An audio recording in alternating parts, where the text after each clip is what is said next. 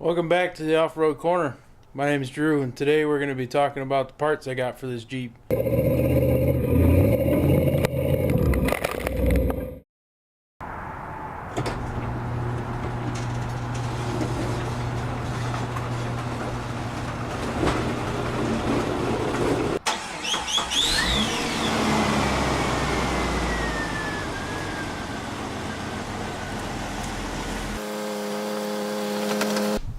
You can see the oil leak I'm dealing with. I guess that Jeep's been parked there for about a month now. Hopefully the valve cover fixes it.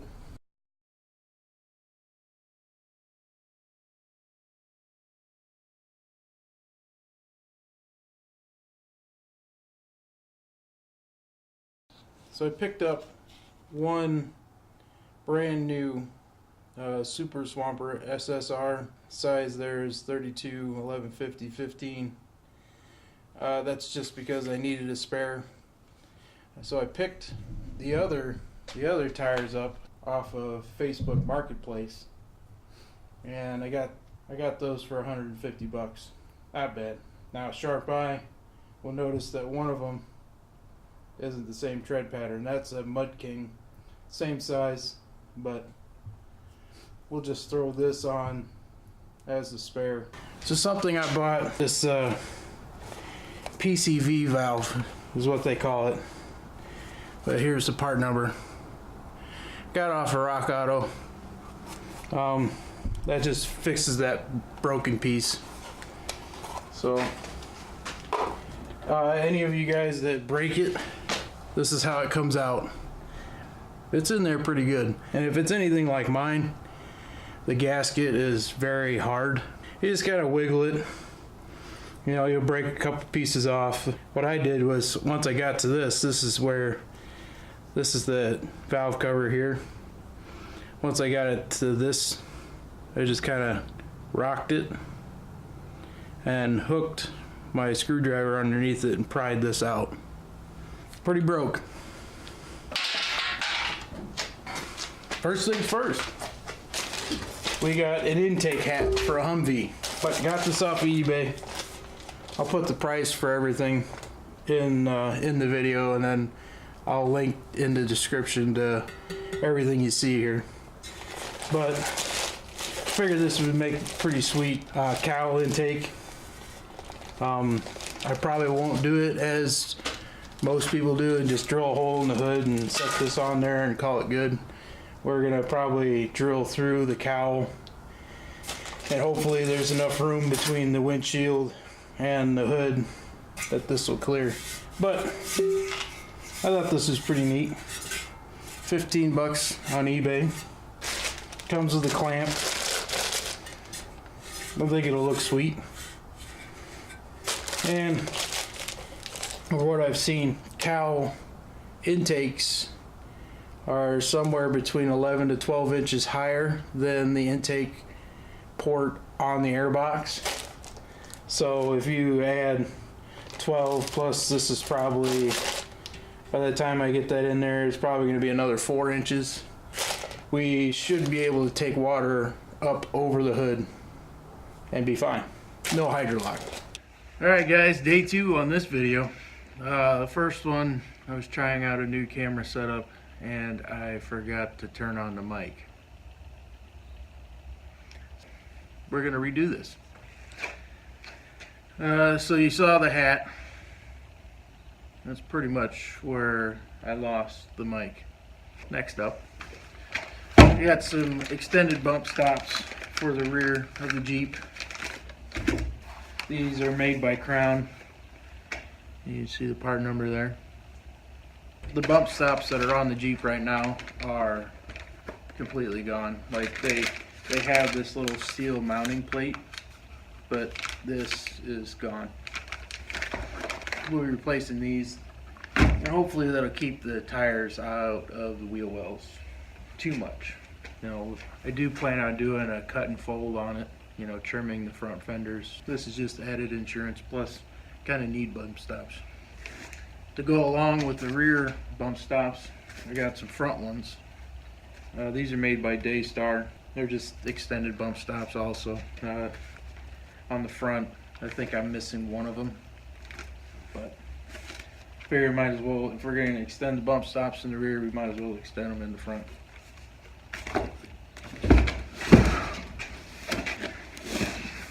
We got here a Rugged Ridge Nautic 9,500 pound winch. This winch has a synthetic rope. I did a lot of research before buying this one, and you know, I compared it to the Warren 9.5 XPS, which would be consider them comparable to each other. You know, they're both 9,500 pounds. They're both synthetic rope and everything. This winch right here came with the next thing on the list, but this was just over $400 shipped to my house. You know, if you compare that price to the 95 XPS, that winch, just real quick on Amazon, it's $1,500. And for the minimum performance difference between the two winches, I couldn't see spending almost 3 times as much. Let's take a look at it. It is IP67 rated. IP67 is, it's a waterproof rating. So the first digit, the 6, that tells you that the components are dust tight, like the electrical components, the solenoid box, the connections, stuff like that. The second digit, the 7, that tells you that it can be immersed in 1 meter of water for a half an hour without any damage. That was a big selling point because, you know, they're bound to submerge this thing. That kind of stuck out too. I'm not sure if the Warren is too, but I imagine it is because, you know, it's Warren. I'll open this up. I've already unboxed this, so you got your fair lead, nice smooth. It's aluminum, powder coated, branding or anything on it. You got your lanyard for your hook. We got our hook, winch controller, just a simple in and out.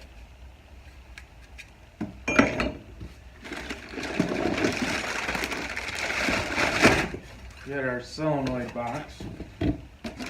So the reason I got this style of winch is because I plan on doing a hidden winch setup on this Jeep. Just because I want a better approach angle, and B, these Jeeps run hot. You know, they might not run hot in stock form, but when you start adding winch and tires and, you know, 95-degree heat, you know, it's only a matter of time before you overheat. So I didn't want to block the radiator with a huge winch. I see guys, they mount their winch like parallel with the bottom edge of the grill. So you basically got the whole surface area of the winch blocking the radiator. That just doesn't make sense to me. I got this style of winch because this is going to live underneath the hood, and I'll run the wires to the winch, and the winch will actually be tucked up underneath. That'll give it, you know, better approach angles also, because the bumper is probably only going to be, you know, a couple inches thick. We got our mounting brackets for the solenoid. Looks like it comes with an Allen key, a couple of Allens. Don't know if we'll actually use this, but it's good to have it. Looks like we got, my guess is about 3 foot of -6 ground cable. I'll be using that too. And looks like we got a hardware kit to mount this to the bumper. It's got 2 Allen head cap screws for the fair lead itself, so that's good. The bolts look like they have some kind of an aluminized coating on it, so that'll kind of prevent them from rusting.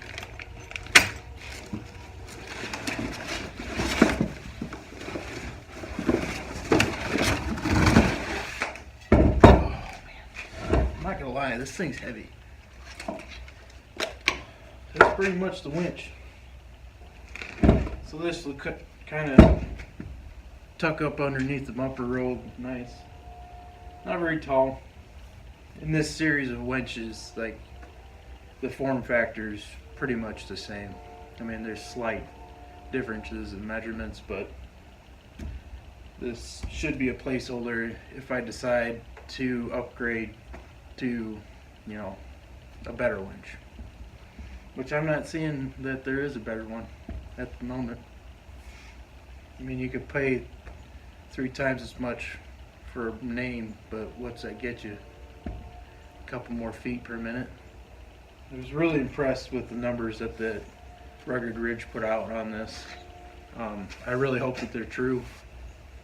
You know, they're boasting 35 feet per minute at 80 amps with no load.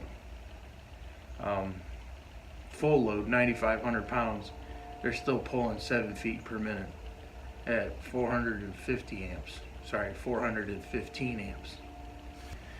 The XP, it's rated, from everything I saw on their website, it's 37.5 feet per minute at no load and 6.2 feet at full load. And full load, it was actually pulling more amps than this. You know, it's pulling 482 amps. So easier on the battery, faster. We'll just see if it's durable. Alright, so this next one I actually got with the winch.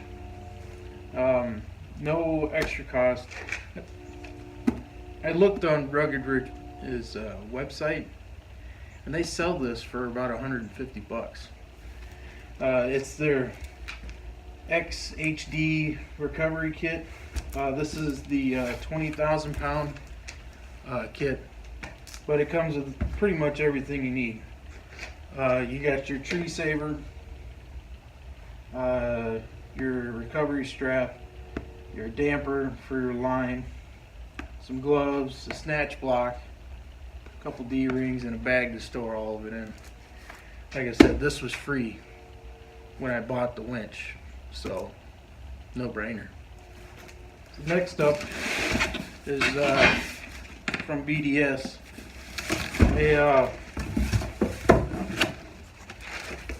I wanted to keep this Jeep somewhat low. I didn't want to go too high on the lift. Honestly, I would rather chop fenders all day than to gain another inch. I went with these coils. They're 3-inch XJ lift coils.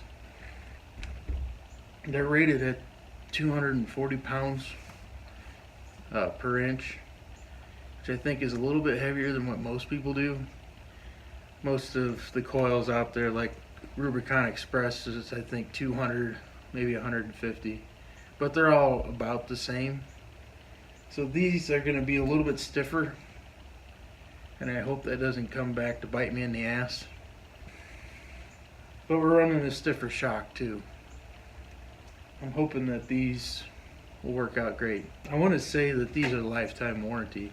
I mean, BDS big claim to fame is their no fine print warranty. So I guess we'll see. At the same time, they're coil springs. I don't think I've ever had any issues with a coil spring. I probably should have introduced this before all this other stuff, but this right here is a switch for the winch.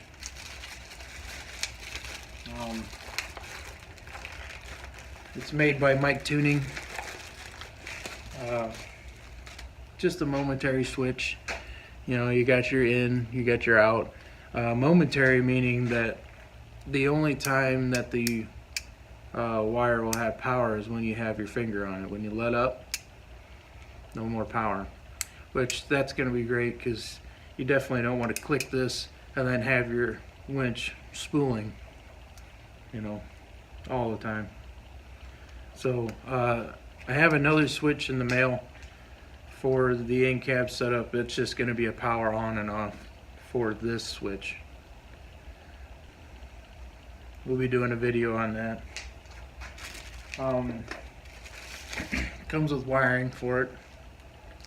Pretty decent stuff, but nothing special, just some spades.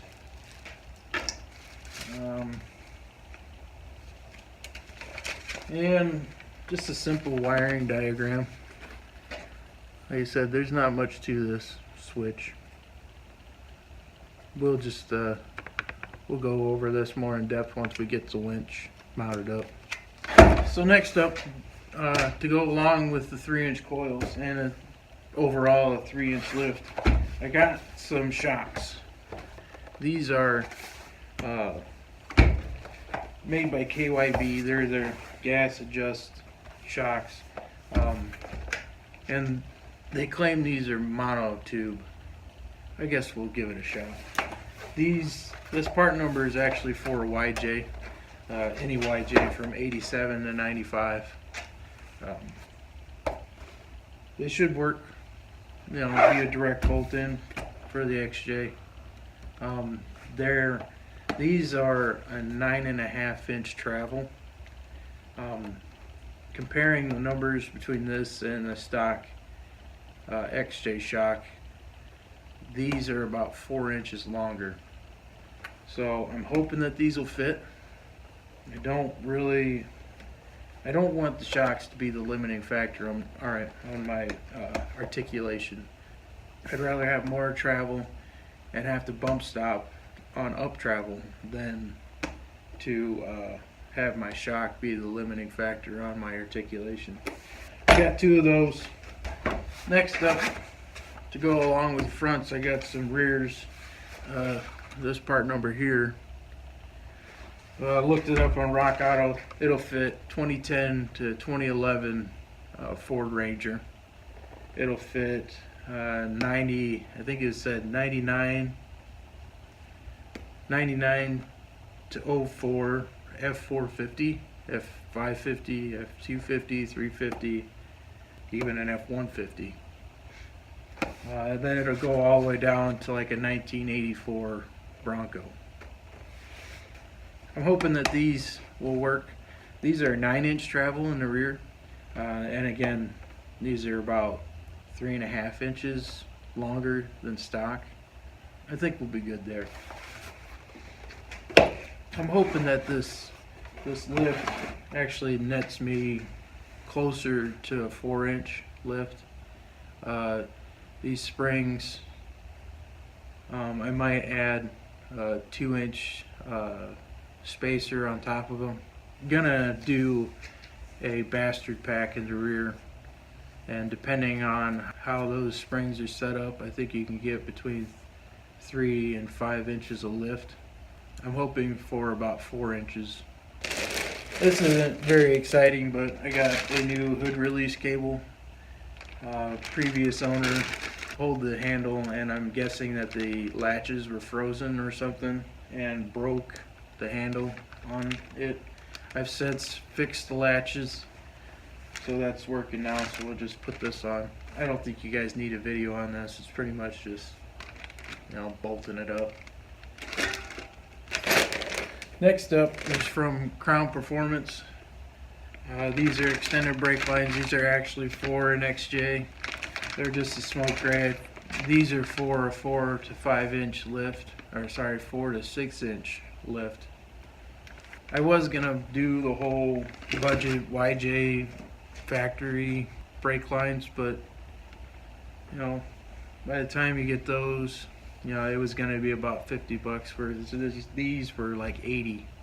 Why not put a little bling on it? So from Rock Auto, I got some new U-bolts. I think these are 7-inch. Sorry, 7.5-inch size U-bolts for an XJ. This will go for the bastard pack. I got 4 of those. I got 4 of these spring clips. We can put the leaves back together when we do our bastard pack. We got 4 of those.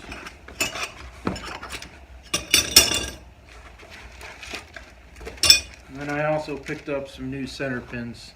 These are actually meant for a Dodge Durango / Dakota.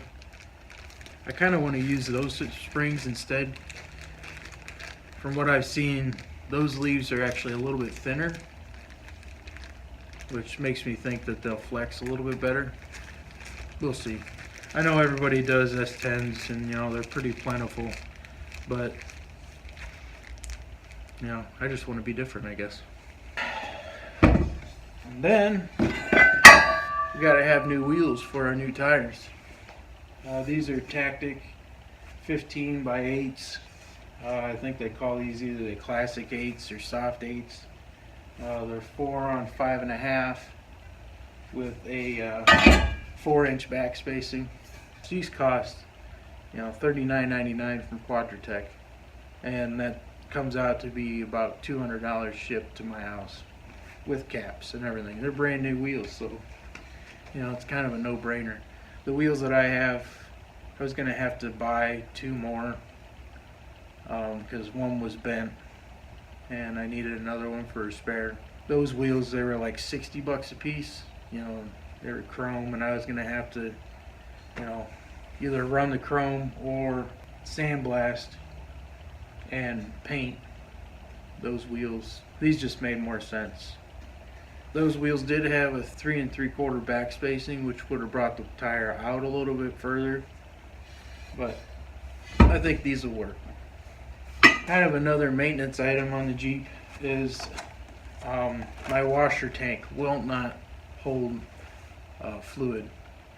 So I pulled the liner out the other day and found that both pumps were leaking because they were completely rusted through.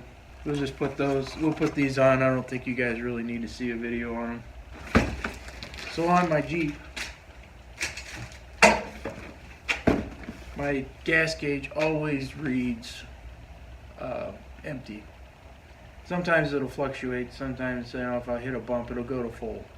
But it's very unreliable. So I got a new pump and level sensor for it. I wish you could just buy the level sensor, but apparently they don't offer it on Rock Auto. So this is made by SPECTRA Premium. I'll probably put this in. We'll probably do a video on this one because not a lot of gas tanks get pulled out. To go along with this, I also got some gas tank straps, because if you live in the Midwest, you know that gas tank straps don't last, and I'm most likely going to break them when I try and take them out. Another maintenance deal. This here my parents got me for Christmas. Thank you, Mom and Dad. This is a Uniden Pro 520XL CB radio. In my area, a lot of clubs and trails require a CB. My guess is this is going to work for what I need, just because it's cheap, and you know, most of the time when you're going to be using a CB, you know, you're going to be talking to somebody that's at most 50 feet away from you. So that's pretty much it, guys. Thanks for watching.